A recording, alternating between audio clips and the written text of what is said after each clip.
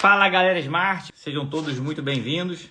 Hoje vamos receber aqui nosso mentorado Sérgio lá do Sul, Tubarão. O cara fez 15 arrematações aí no período de 12 meses e vai contar aqui um pouquinho das histórias, né, dessas arrematações. Bom dia, Bom dia, Sérgio.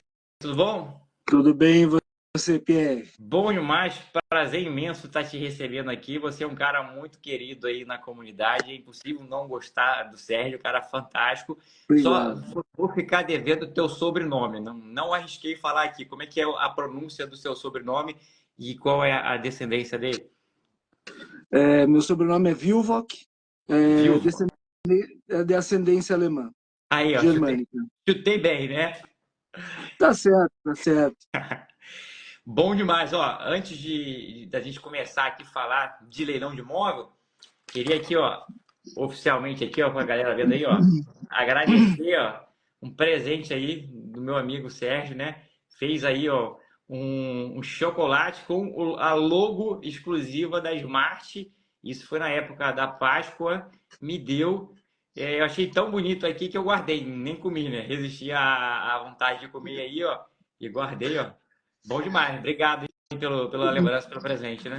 Que é isso, vocês merecem. Isso a gente vê o trabalho da Smart e realmente é um trabalho que engrandece, sabe? A gente fica feliz de poder participar desse mundo também, né? Ó, legal demais. Aí o Rangel falando, ó, o Sérgio é uma baita pessoa conhecido no Experience. Ó, o Sérgio, quem conhecer aí no Experience de 2025 aí vai ver que o cara aí é uma pessoa aí muito generosa, um amor de pessoa, o grande Sérgio. Mas vamos falar aqui de leilão. E antes de começar com o leilão, comenta um pouquinho aí da sua história, quem é o Sérgio, com o que você trabalha, se você já entendia de imóveis ou de leilão antes de começar com o leilão, e como é que você chegou a realmente começar a mexer com leilão? Como é que foi essa trajetória? Eu, durante muitos anos, eu fui empresário da ramo de alimentação, né? Eu tive uma panificadora, resumo, né? E durante 20 anos. E já extremamente cansado no final, né? Passamos uma pandemia e em 2022 era um negócio de família. A gente se reuniu e falou assim, ó, vamos se desfazer disso. E em 2022 a gente começou a procurar essa questão para sair realmente disso. E aí a gente acabou vendendo no início do ano e justo já na época do final eu falei, bom, eu agora tenho que começar a pensar o que eu vou fazer adiante, né? Pensei no meu histórico, eu tinha trabalhado como corretor de imóveis antes disso, então era um ramo que eu sempre gostei desse ramo de imóveis. Tinha pensado, falei, pô, vou de repente buscar alguma coisa para construir imóveis. Comecei a pensar por aí. E as pessoas já tinham me falado, leilão. A gente já tinha me entrado na minha cabeça, né? E eu já tinha pensado nisso. Falei, bom, eu na verdade preciso entender um pouco disso. E como até uma pessoa falou esses dias, você pode aprender sozinho sobre leilões. Você não precisa fazer um curso ou alguma coisa. Só que você vai acelerar muito mais o seu processo quando você fizer um curso. Aquilo que você vai demorar 1, 2 anos para fazer, num curso você vai acelerar teu processo. E realmente é o fato. Eu demorei um tempo, fiquei analisando muito. Nesse meio tempo, acabei vendendo, né, o negócio. Mas eu precisei de um tempo até me novamente entender melhor. E comecei a ir ver os leilões, ver o que as pessoas faziam. Como você falou no começo, comecei a ver umas lives e comecei a comparar as histórias de cada um e ver onde é que a minha história se inseria nisso, né?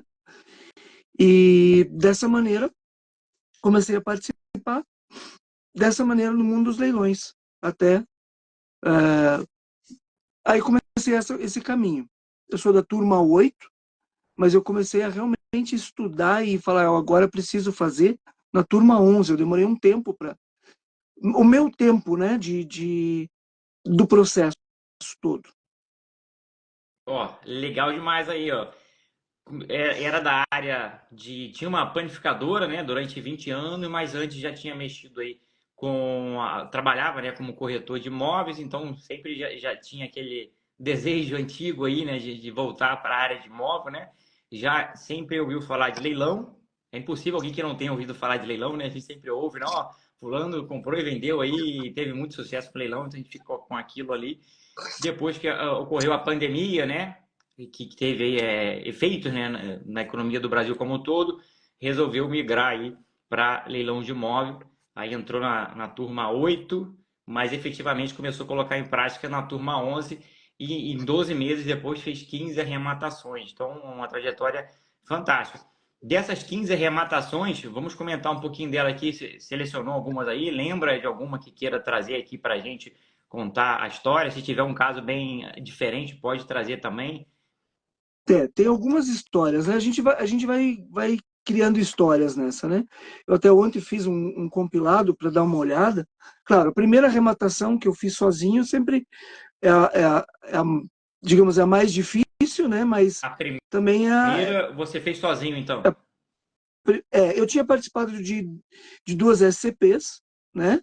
Onde é que eu já tinha visto os imóveis, mas não tinha visto o potencial neles, né? E essas SCPs foram feitas, inclusive pelo Geis, um grande parceiro aqui do Paraná, vizinho e amigo também, e ele que trabalha inclusive com vocês. Parceirão Geis aí, ó, sócio nosso. Exatamente. E aí eu falei, eu estou fazendo alguma coisa errada. E comecei a observar. E acabei conseguindo a primeira arrematação num imóvel em lance único, né? Que a gente ainda brinca que são sempre os imóveis feinhos, né? Que a gente não, que as pessoas não enxergam às vezes o potencial, uma foto ruim ou alguma coisa assim. Tu E arremata com o lance único, tu já fica com o pé atrás, assim. Será que tá certo isso? é mais ou menos isso mesmo. Você diz, será que eu estou fazendo tudo certo?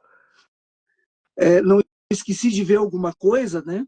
E então, claro, essa primeira arrematação é a arrematação assim que me deu mais segurança, porque aí fui conversar com uma pessoa que me ajudou na desocupação, mas foi uma desocupação tranquila. 60 dias eu já tinha o imóvel, né? Depois da arrematação, 60 dias depois, um pouquinho mais, eu já estava com o imóvel na mão. Precisei fazer uma reforma simples e já pus à venda, né? Essa desocupação aí foi amigável? Foi. Eu até estava olhando aqui, dessas 15 arrematações, tirando as judiciais, né, que você já tem um processo, até o presente momento nós não precisamos entrar com nenhuma emissão na Ó, posse. fantástico. Uma a gente deu entrada agora em Sinop, mas a gente deu entrada, o juiz indeferiu, mas passado um mês depois, eles entraram em contato com o Guilherme, né, que é o advogado que também é parceiro da Smart, que também está na arrematação, informando que a pessoa tinha saído do imóvel. Então, teoricamente, não precisamos, em nenhum momento até agora, uma desocupação. O que é também o que vai até dentro da estatística quase, né?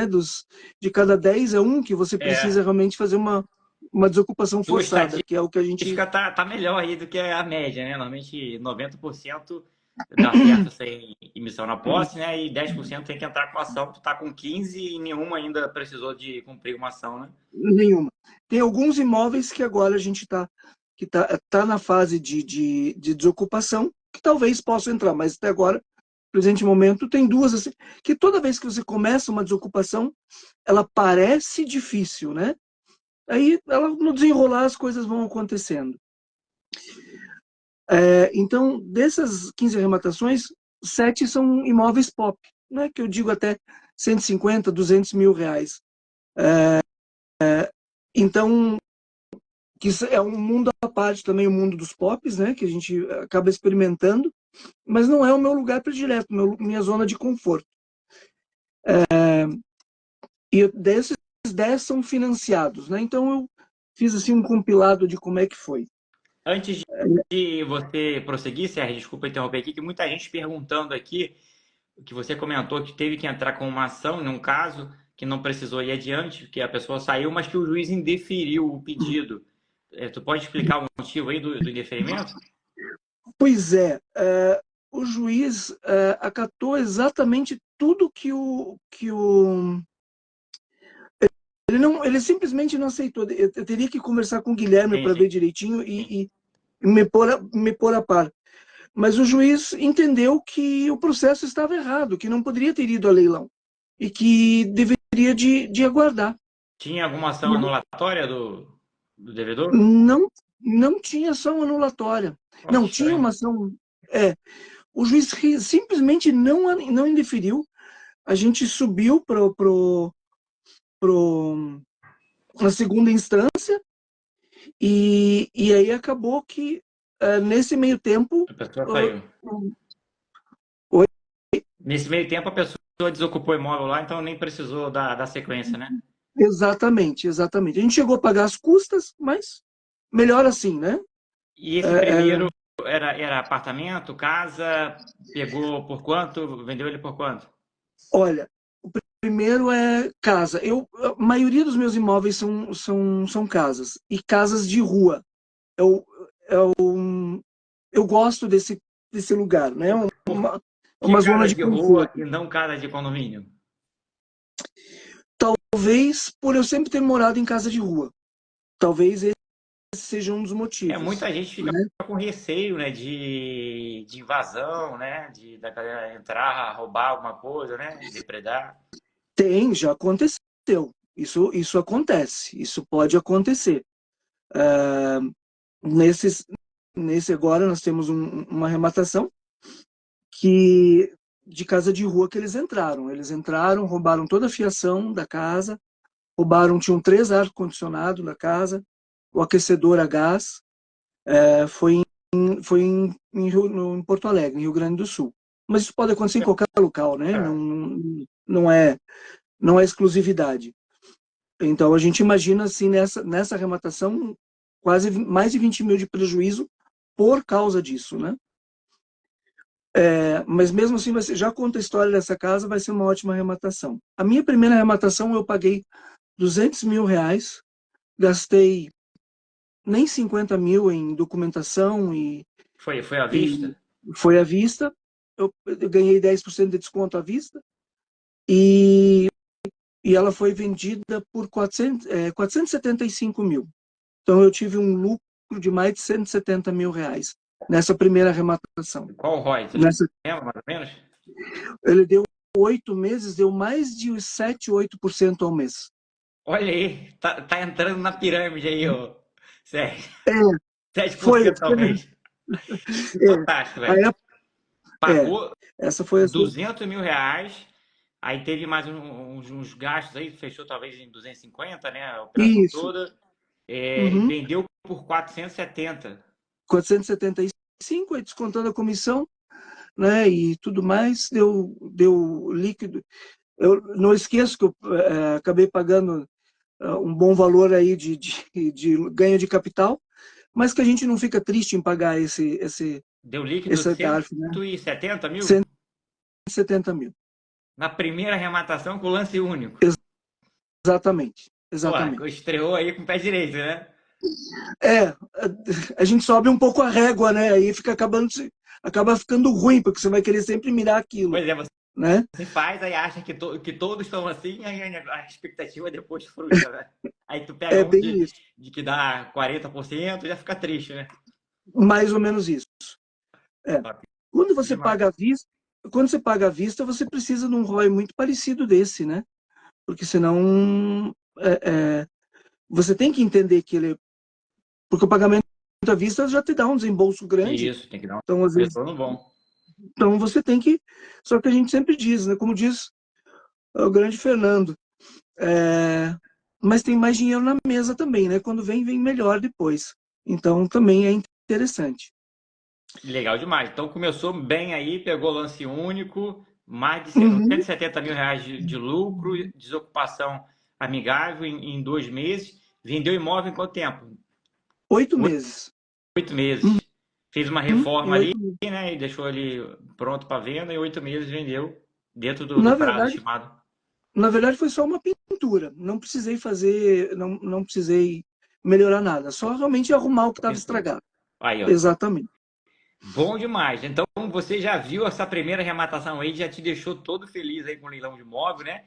cento Sim, e setenta mil reais numa operação só. Ficou feliz da vida. Aí começou nos próximos aí. Desses isso. outros aí, tem mais algum que você queira trazer? Algum que tenha dado mais lucro, ou lucro mais rápido, menos lucro? Se teve algum com dificuldade também, pode trazer aqui, que a gente comenta das Teve, teve. dificuldades também, né? Que a É, gente sabe que leilão é um empreendimento, não é um investimento, é diferente. Então tem altos e baixos, tem dificuldade também, mas no teve. final vale a pena, né? Aí a gente teve, a gente reuniu um grupo, né, de algumas pessoas, onde é que a gente começou a arrematar junto. E aí a gente acabou arrematando 7 imóveis, assim, num prazo de 2 meses, né? 7 imóveis em 2 meses. Em 2 meses. Da média de 3 a 4 aí por mês, né? Fantástico. Exatamente. Quase um por semana, né? Mais ou menos isso. E isso E foi alguns. com um grupo fixo, mesmo Isso, grupo. o mesmo grupo. E aí, nessas arrematações, a gente acabou pegando uma casa em Gravataí, região metropolitana de Porto Alegre, e até a gente pegar, ela estava desocupada, e aí a gente foi. Vou dizer assim que esse foi um erro, não vou dizer um erro, mas é uma casa que a gente ainda está no nosso estoque, né, até hoje, a gente demorou para fazer a reforma. Nós tivemos que fazer praticamente 3 reformas no imóvel. Por quê? O que aconteceu? A gente não conseguiu diagnosticar direito o que precisava ser feito no imóvel, né? Que é um imóvel de rua, ele tem um terreno grande, mas é um imóvel que tem apenas, então, somente 2 quartos. Então, ele foge um pouco do padrão do Minha Casa Minha Vida, né? Porque você tem um terreno grande e não tem um imóvel só com 2 quartos. Então, às vezes, as pessoas... É um público que vai procurar um imóvel de 3 quartos. Só que nessa casa tiveram vários problemas. Não tive problema de enchente, mas com várias chuvas, o muro da vizinha acabou demolindo, porque estava errado o esgoto dela, o esgoto estava na água fluvial, e nós tivemos que fazer, infelizmente, tivemos que fazer o esgoto da casa da vizinha. Que é uma coisa que você diz, quando que você vai arrumar o esgoto da casa da vizinha? Mas aí a gente teve que fazer isso. É uma casa financiada, mas que a gente ainda vai ter um lucro, mesmo com tudo isso errado. A partir do momento que ela vai vender, a gente talvez vai ter que abaixar um pouco, mas enfim, ela vai dar um lucro, porque a gente comprou ela por 150, gastou uns 50 mil de reforma, e se a gente vender ela, na pior das hipóteses, por 270 mil reais, ainda vai sobrar algum troco, né? Hoje E também foi financiado também, então não tirou todo o dinheiro do bolso, né?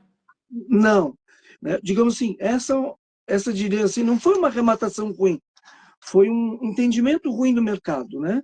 Que você precisa, principalmente se você vai querer trabalhar com house flipping junto, você precisa entender o que o mercado procura, né? Exatamente. Essa questão aí dos quartos é importante, né? Você falou bem legal aí, ó.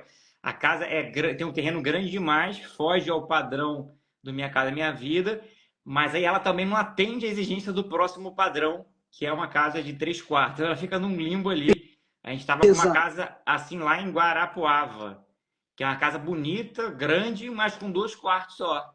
Aí Uhum. também não tinha mercado. Aí o que que a gente fez? A gente expandiu ali, pegou uma areazinha ali de escritório, de um corredor e fez um terceiro quarto. Aí vendemos agora. Então, uma boa sacada aí, né? Ter É, atenção a essa questão da posição, da localização, do imóvel dentro ali do mapa da demanda, né? Esse imóvel aqui ele vai atender isso, quem? O que ele precisa para atender a galera que está buscando? E o seu estava num limbo ali, né? Não atendia uma faixa nem a outra. isso. Mas vai dar certo aí, vai sair da operação aí com sucesso, né?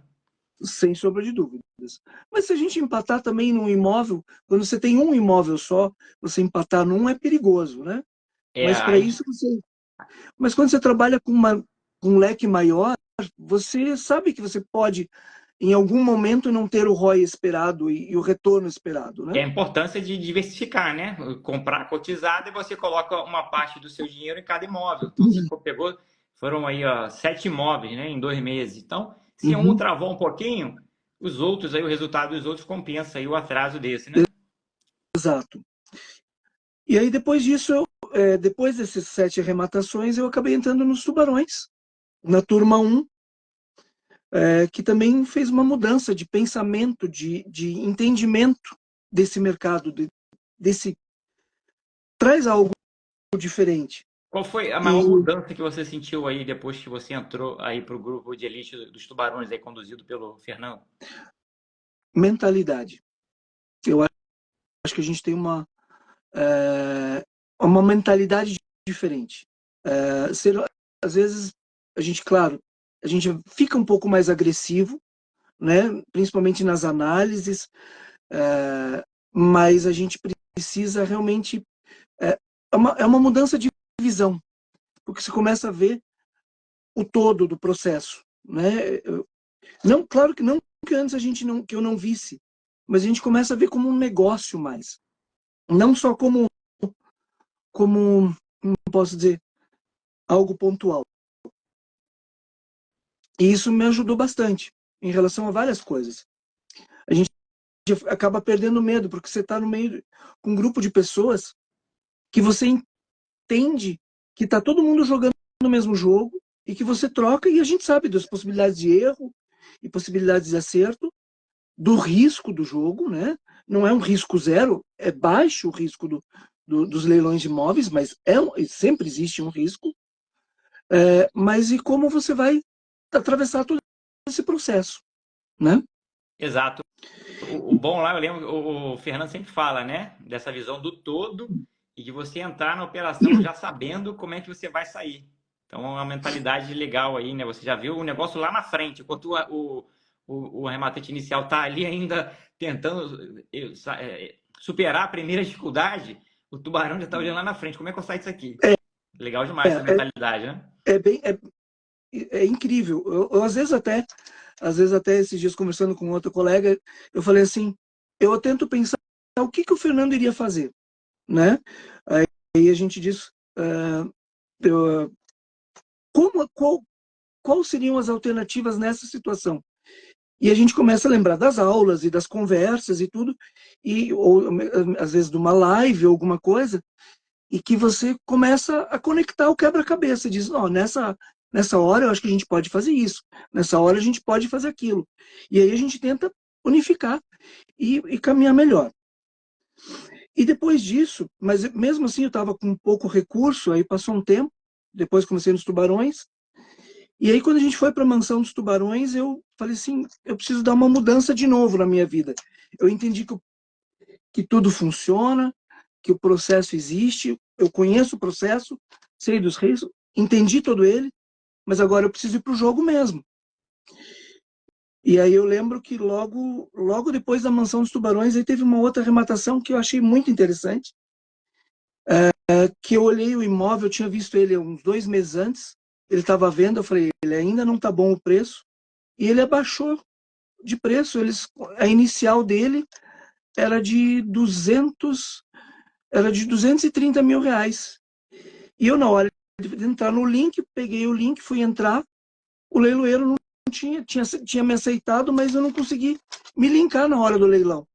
E aí eu entrei no grupo dos Tubarões e falei, alguém está acompanhando esse leilão? E aí a Raquel falou assim, eu tô. Eu falei, Raquel, me arremate esse lote. Essa casa vale a pena. Se você não quiser nada dela, eu fico com ela 100%. Mas estamos juntos. Ela olhou, deu uma analisada no lote e a gente acabou E ela, arrematando em lance único. ela não estava interessada nele inicialmente. Não, ela não tinha visto, ouviu a casa, mas não, ela estava acompanhando o leilão, mas ela não iria arrematar esse imóvel, né? E aí eu acabei arrematando essa casa, uma casa em Porto Alegre, com um terreno de 600 metros quadrados, uma área de construção de 220 metros construída. Gigante, né? Por 200, exato, 230? 200, 230 metros. E só que a gente sabia que a casa estava muito feinha mesmo. Mas a gente acabou arrematando, aí acabamos fazendo um compilado, e aí entrou também o Danilo junto, e a gente está tocando a reforma ainda dessa casa, porque por causa da enchente parou muita coisa lá, né? Chegou a E alagar lá, não, né? não. Em nenhum dos meus imóveis que tem no Rio Grande do Sul alagou, graças.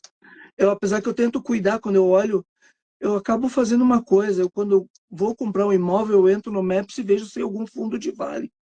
Eu gosto de fazer isso. É um cuidado que eu tomo, porque principalmente em regiões que são muito baixas. Se você vê que é mais morro, é mais tranquilo. Mas regiões mais planas, eu gosto de acabar olhando isso, porque eu sei que pode acontecer. A gente tem aqui no Paraná, em alguns locais que sempre tem enchente, que a gente acaba, isso acabou ficou É, gravado para mim, né? antes da tragédia do Rio Grande do Sul, ninguém ligava para isso, né? Depois que aconteceu, agora todo mundo já fica É, preocupado, né? exatamente. Mas essa é uma casa que foi muito engraçada, porque eu já brinquei com essa casa, porque é uma casa muito engraçada. Ela estava pintada por dentro de preto, Preto? Todas preto, as paredes em com preto? preto, Nossa, exatamente. Eles tinham trocado todo o piso da casa, ou 80% do piso, colocado um porcelanato muito caro, e tinham algumas portas com janela de vidro no meio. Linhas de LED em cima e tudo mais. A gente desconfia, né, que era uma casa de swing. Então a gente brinca, a gente fala assim, já teve gente que arrematou casa de terreiro de Umbanda e tudo mais, mas eu falei, mas a gente arrematou uma casa de swing, né? estranho. É, então, Ou o cara tinha um gosto bem excêntrico, né? não era o caso, né? Aí depois a gente vendo também, ele tinha uma academia, só que ele tinha feito uma academia lá dentro também, né? Que poderia ter feito também, que tem algumas áreas de isolamento, alguma coisa assim, muito de acústica, muito diferentes. Mas resumindo essa obra, assim, a gente está caminhando agora para o meio, para o fim dela. A gente está colocando, inclusive, piscina nela. Ó, Semana que vem a gente vai fazer, porque é uma casa que a gente imagina, que a gente projeta ela em torno de 700 a 800 mil e reais. pagou foi 230 mil? 210, 210, 210. Teve mas ela disputa tem ou foi lance único um também? lance único também. Qual o Lance segredo único. aí desse lance único aí? Olhar a casa feia. Casa feia, né? A casa era feia, não tinha foto do interior, então a fachada dela ali tava prejudicada, feia, descuidada. Horrível, horrível, horrível. Tanto que essa casa é apelidada de Casa do Mato. Porque você olha ela assim, a casa não tem uma fachada bonita, mas e ela tinha um mato muito alto em volta, e ela está dentro da cidade, mas você acha que é mato, né? Então ela ficou apelidada de Casa do Mato. E legal essa ideia de ver casa feia, hoje que a gente já popularizou, parece tranquilo essa visão, né? Mas antes, né, o arrematante tinha aquela visão de que comprou rápido, vendeu rápido, não vou fazer reforma, não vou fazer nada, o imóvel tem que estar prontinho. Era um entendimento, né, que predominava, né? Depois que a gente começou a mexer com reforma, a gente começou a ver que realmente buscar esses imóveis que a galera acha feio e deixa de lado é uma grande vantagem, né? Que você vai pegar sem concorrência, vai fazer uma reforma que não é nada demais, né? 2, 3 meses ali de reforma, deixa o negócio pronto, novinho, e pega aí uma baita de uma valorização. Ó, pegou por 210. Não sei quanto vai gastar de reforma, mas está pretendendo vender por 700. Então, com certeza vai ter um baita de um retorno, né? Eu acho que a gente vai vender mais, a gente vai iniciar mais com ela, né? Porque isso é uma outra questão que a gente, entendimento de mercado. Como é que eu vou vender a casa agora? É uma casa que se eu pôr ela por 800 mil reais, né? Eu posso pegar um outro imóvel nele, né? E fazer vender ela em duas etapas, na verdade. É uma outra coisa que a gente aprende também dentro dos tubarões. A gente, na verdade, a gente quer comprar e vender e zerar. E às vezes um processo não é bem assim, ele não é tão redondo. Porque uma casa de 800 mil, a pessoa provavelmente vai ter um outro imóvel que ela esteja para dar no negócio. Então a gente vai, de repente, pegar um outro imóvel e fazer e terminar a operação. A gente imagina, assim, estima mais 150 mil de reforma. Mais de Mas eu 50 mil de reforma. Uma reforma grande, então, boa, né? grande, grande. A gente está revisando a casa de cima a embaixo, desde o telhado, fazendo tudo. São 2 banheiros que a gente está tendo que fazer, colocar piscina, tivemos que fazer toda a parte elétrica de novo, porque eles roubaram algumas coisas dentro do imóvel. E aí a gente falou, bom, agora que a gente está, vamos lá, vai dar certo, né? Mas é um trabalho bom, mas que também é gratificante. Que aí me completa numa outra parte que eu gosto, que era da parte da construção civil, que eu gosto. Então acaba completando isso. Você já trabalhou aí com reforma, construção civil, ou é só gosto? Só um entendido, um metido entendido, né? Só isso. Né? Eu fiz a reforma da minha casa, eu acabei fazendo a reforma da minha casa com meu pai, né, onde eu moro hoje. E aí, mas eu sempre gostei disso. Eu tinha pensado em ir nessa área de construção civil. Eu gosto disso, gosto dessa área, né? Só que eu também gosto de negócios, né? Então, e trabalhar só com construção civil é meio pesado. Então a gente acaba conseguindo dentro do leilão também uma satisfação pessoal, Um meio termo né? aí, legal. Ó, esse imóvel tá muito legal. Quem tá bobeando aí tá perdendo várias dicas, tem que até anotar. Pegar imóvel feio, e reforma, ele pegou por 210, botou 150 mil de reforma, então ele vai gastar na operação em torno de uns 400 mil, talvez menos.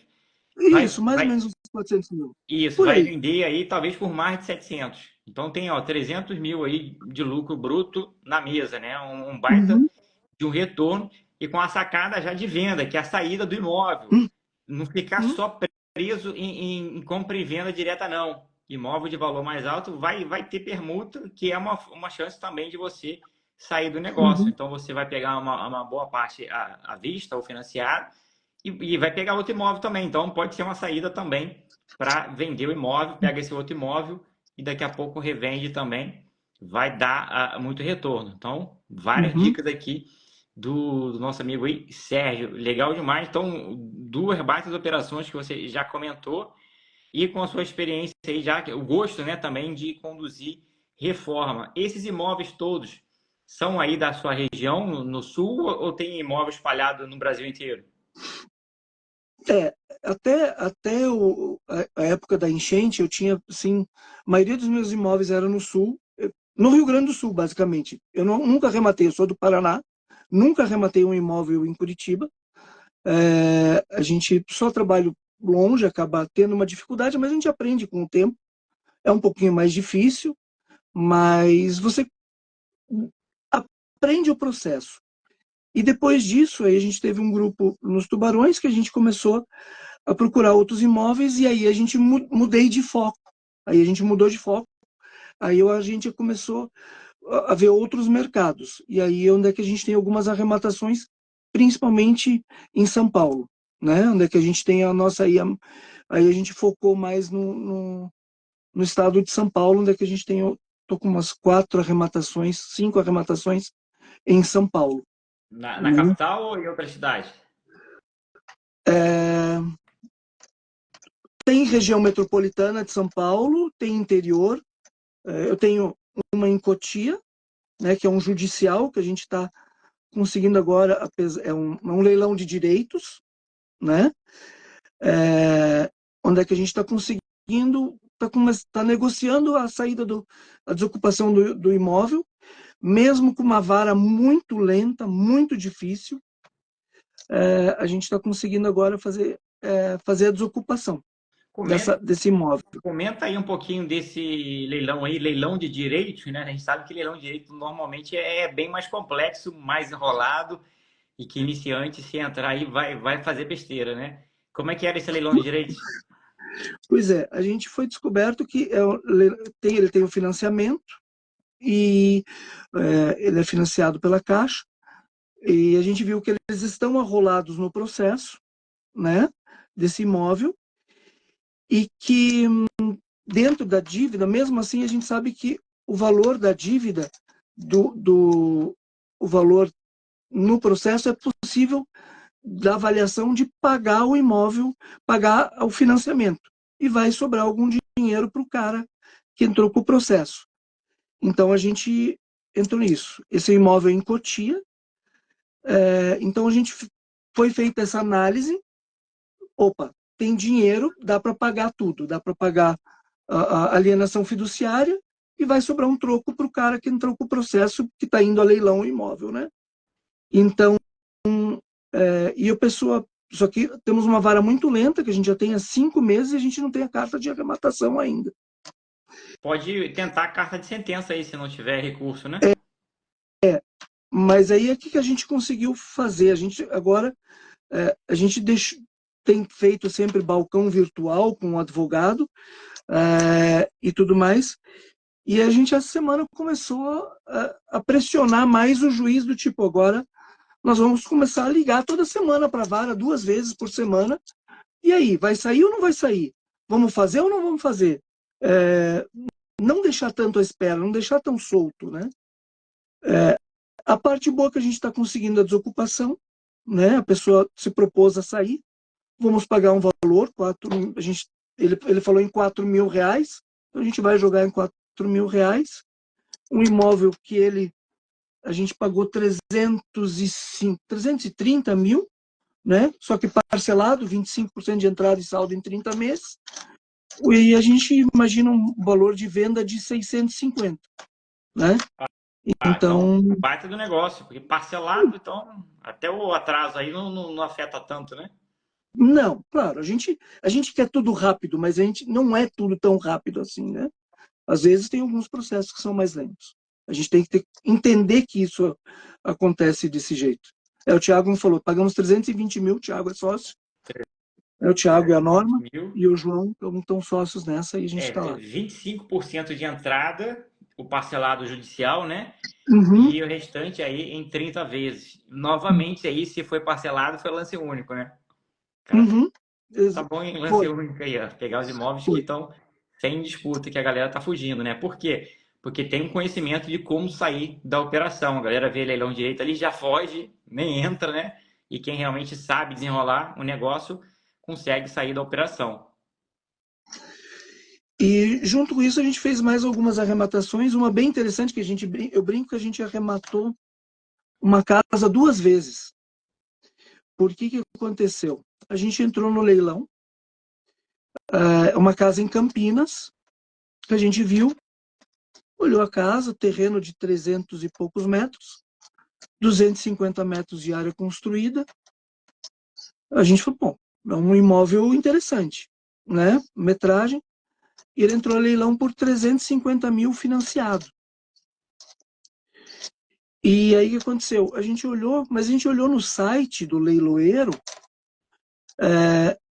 em alguns sites dizia que esse imóvel não era financiado.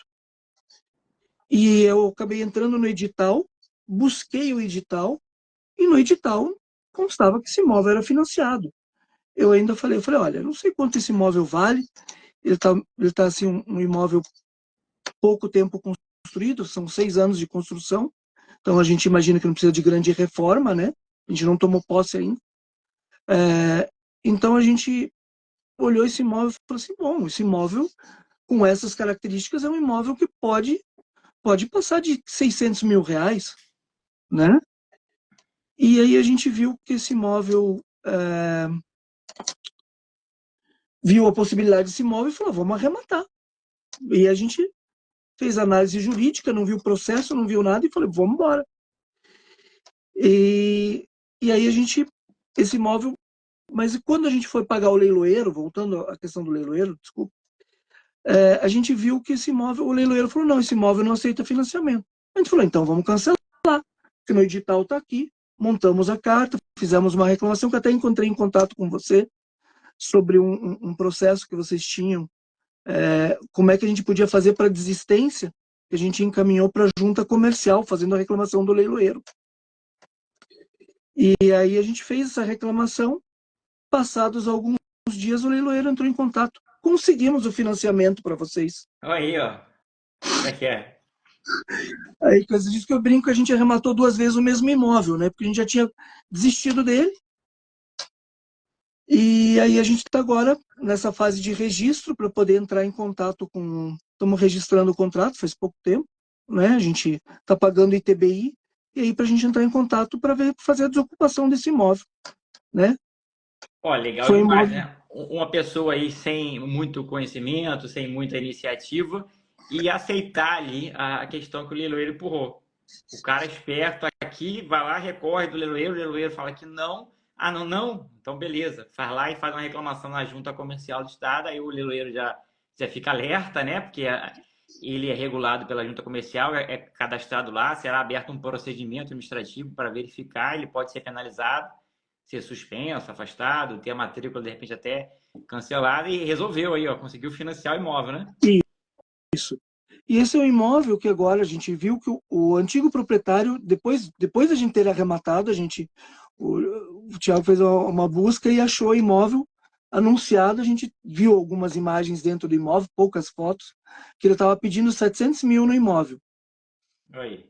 Então, a gente, como é financiado, a gente pagou 350, tínhamos que pagar uma dívida da prefeitura de quase 20 mil de IPTU atrasado, né?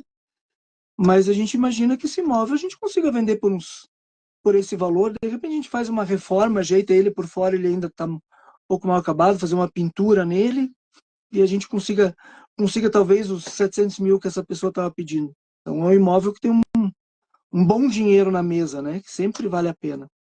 Olha, legal demais, né? Pegou aí com uma sacada de fazer reclamação aí na junta comercial. Quando você falou que arrematou duas vezes, eu lembrei aqui de um caso de imóvel que eu arrematei duas vezes de verdade, né? Do Santander, aquele lance condicionado, né? Uhum.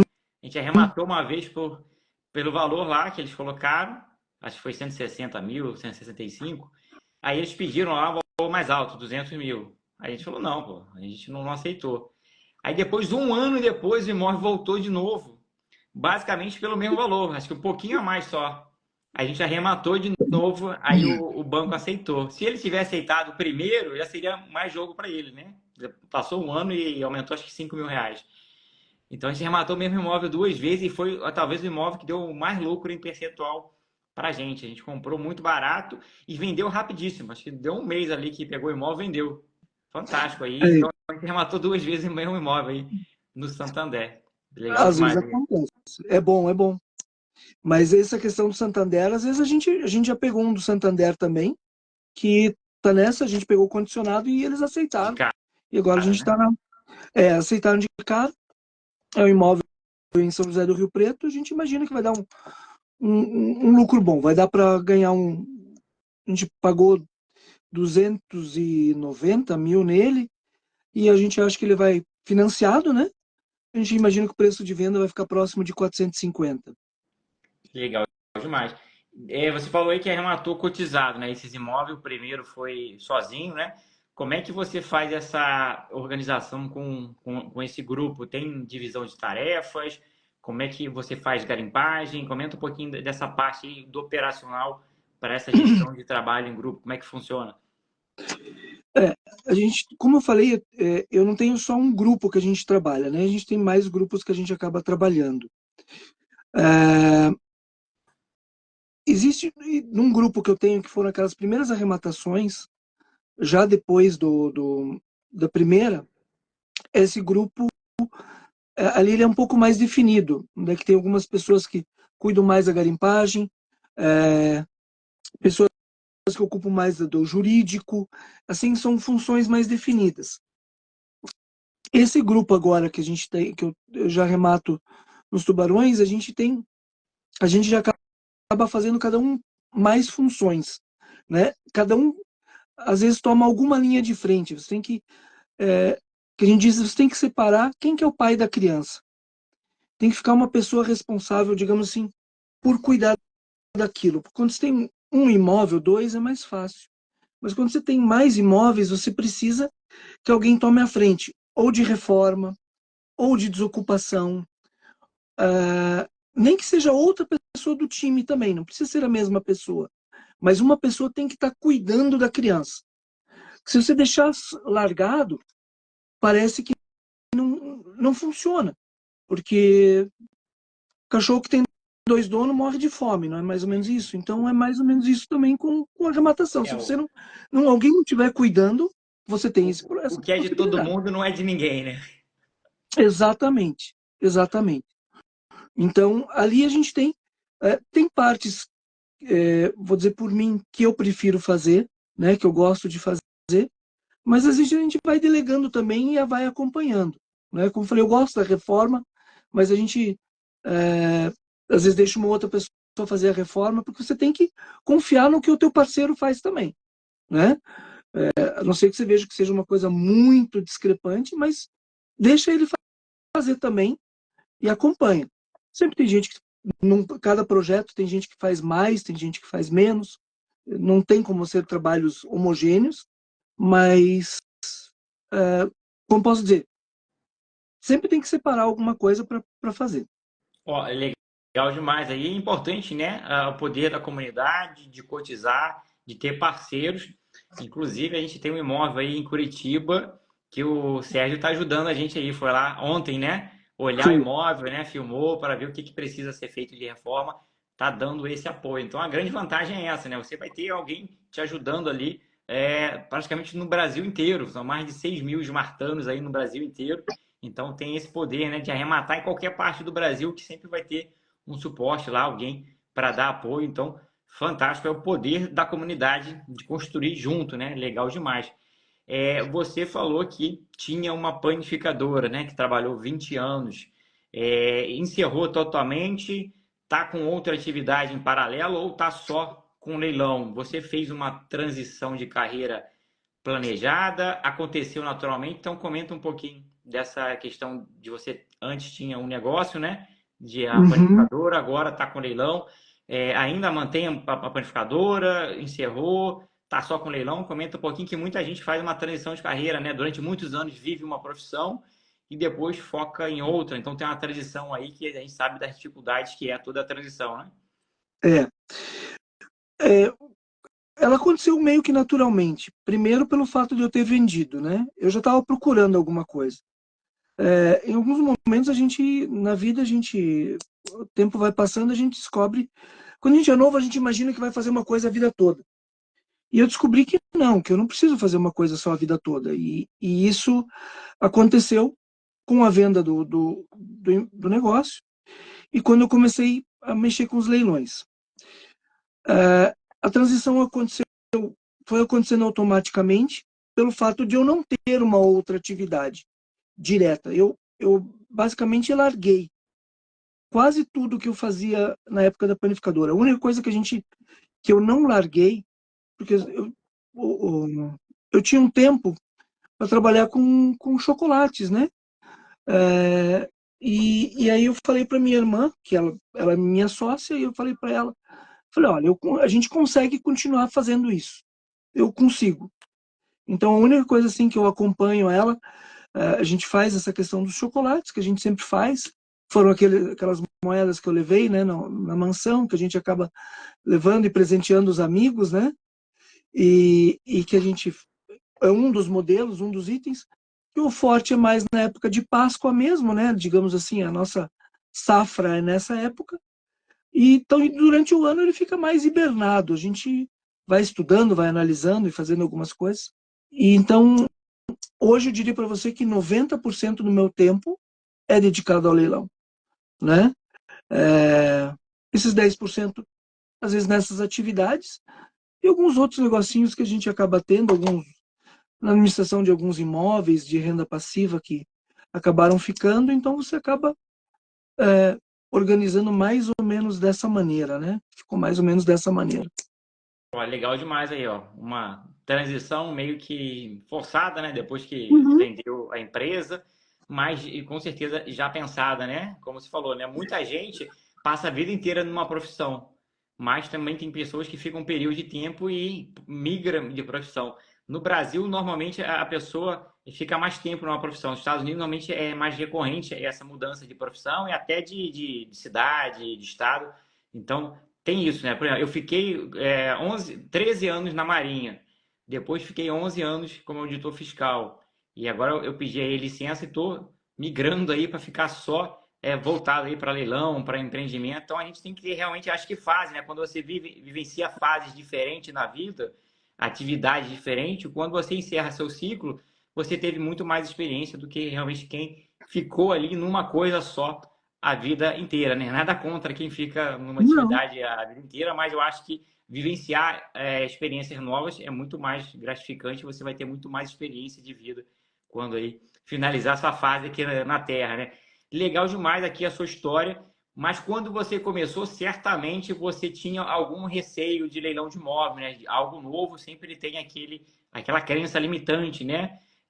De repente, imóvel ocupado, de que o mercado está saturado, de que a parte jurídica, de repente, é muito difícil. Você teve uma dificuldade dessa quando começou? Ou você já foi ali assim, falando, vai dar certo, cara e coragem, sem esse receio, né? Porque quando começa, normalmente bate um receio. Você tinha algum receio com o mercado de leilão? muitos, vários, vários. É, eu fui muito, eu sempre fui muito cético, né? Eu acreditar, por causa disso que até eu demorei da turma 8 até a turma 11, eu precisava ver como ele acontecia, acompanhar esse processo dos leilões, acompanhar a caminhada das outras pessoas, para entender é, como ele, como ele acontece. Porque uma coisa é você falar, outra, principalmente se olhar pela internet, tem muitas coisas, né? Que você olha e diz, não são bem assim. E eu precisei acompanhar durante um tempo toda essa questão do ganho, como é que funciona. Então, esse era um medo que eu tinha. Passado esse medo, o segundo medo é sempre a desocupação. Desocupação e parte jurídica, uma coisa que eu sou formado em administração, você tem alguma noção disso, mas não é um local que você se sente confortável. E então você descobre que, ok, se eu precisar uma emissão na posse, eu vou fazer uma emissão na posse. Mas vamos tentar não fazer essa emissão na posse. Então, isso também veio só com o tempo. Não é diferente, porque às vezes você está num time, quando você está cuidando da desocupação, ela funciona de uma maneira, você é linha de frente. Quando você está conversando, a pessoa está desocupando, você, olha, não, vamos por aqui, vamos seguir esse caminho, essa conversa que nós vamos ter. E você entender aonde que você tem que apertar ou não. Né? Eu gosto de dizer o seguinte, na desocupação você tem que apertar sem perder a ternura, né? Você tem que ser duro, mas não tanto, você tem que ser firme. Então a desocupação é realmente um calo, digamos assim, é um funil da arrematação. E outro também, mas aí eu me sinto mais confortável, que eu gosto, é realmente a parte das reformas. Mas, com o tempo, você vai aprendendo que você faz todos esses caminhos e tudo vai se resolver. Porque tem dinheiro para você resolver. Porque a grande verdade é, eu preciso pagar uma desocupação. Se você não tem margem, você não tem como pagar uma desocupação. Então você tem que fazer uma boa análise, entender do imóvel, do mercado, para saber que você está fazendo uma boa análise. Não só prestar atenção na avaliação do banco, ou alguma coisa. Porque todos os recursos vão vir daí. É daí que você vai poder jogar o jogo melhor. Escolher como você quer jogar. Exatamente. É do garimpo. Uma boa garimpagem, uma boa arrematação te dá gordura para superar qualquer obstáculo ali que surja, né? No meio do processo, que surgem vários, né? Faz parte do negócio. Tem Se processo você que é redondo. Isso, se você voltasse lá atrás, você vê alguma coisa que você faria diferente hoje nessa trajetória aí de sucesso, né? 15 arrematações em 12 meses, ou você entende que tudo que foi feito, o que deveria ser feito, que faz parte de um processo natural de aprendizado, ou mudaria algo? Como é que você veria essa posição? Olha, na história da vida, a gente precisa errar, todo mundo vai errar. A gente erra. Mas a gente não pode repetir o erro. Você tem que aprender. Se você não aprender e errar de novo, vai errar de novo. É, é, aí você tá de passagem. Eu acho que se a gente errou em algumas situações, claro, tiveram alguns erros, mas, opa, lá para frente eu não quero errar de novo, cometer o mesmo erro novamente. Então, essa é uma questão que você tem que entender, né? Não, eu não teria como ter feito nada da minha caminhada de outra maneira. Talvez eu gostaria, mas para eu ter aprendido, tive que errar. Exatamente. O erro faz parte do aprendizado. Se hoje você chegou aqui, foi graças aos erros e acertos do passado. Depois que já passou, a gente olha para trás e vê, a gente, pô, mas eu errei aqui atrás. Mas hoje você Isso. tem um conhecimento que você não tinha lá atrás. Lá atrás você tomou a decisão com o que você sabia, com o que você tinha. Então, às vezes, a gente fica olhando para o nosso passado e fala, pô, errei aqui, poderia ter feito isso, aquilo. Não errou, você tomou a melhor decisão com o que você tinha naquele momento. Depois, é o engenheiro de obra pronta, né? Depois que já passou, é fácil ver. Hoje você já tem um nível que você não tinha lá atrás.